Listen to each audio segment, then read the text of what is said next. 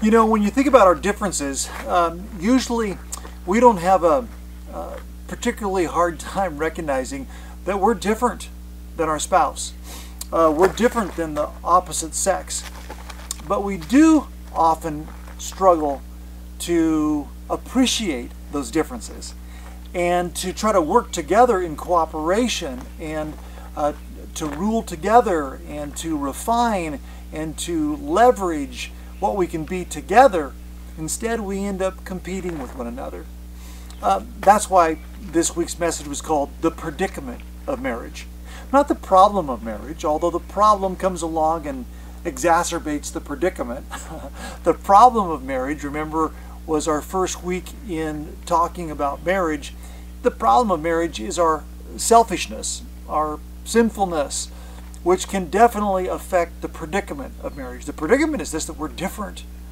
But when we begin to appreciate those differences, all of a sudden we become better together. That was God's original idea. He made woman so that man would be better with her than without her.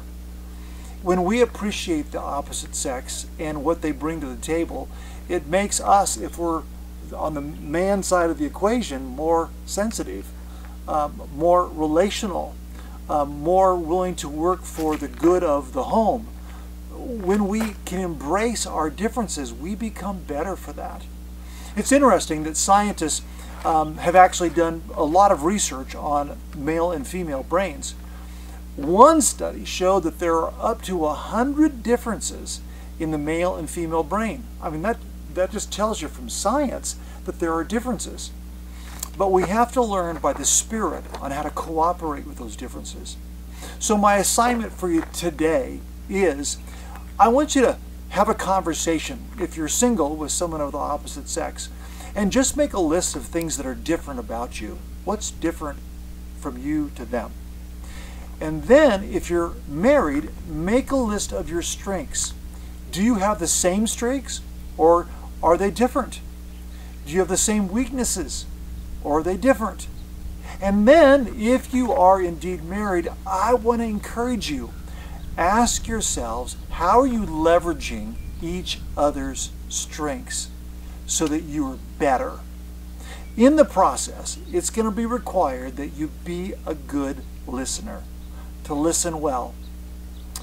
Paul Tournier, French psychiatrist, doctor, says, listen to the conversations of our world, those between nations as well as those between couples. They are for the most part dialogues of the deaf. Exceedingly few exchanges of viewpoints manifest a real desire to understand the other person. Isn't that true? So today, in this assignment, I want to encourage you, do your best to understand one another. Because when you do, you become better together. I'll see you tomorrow.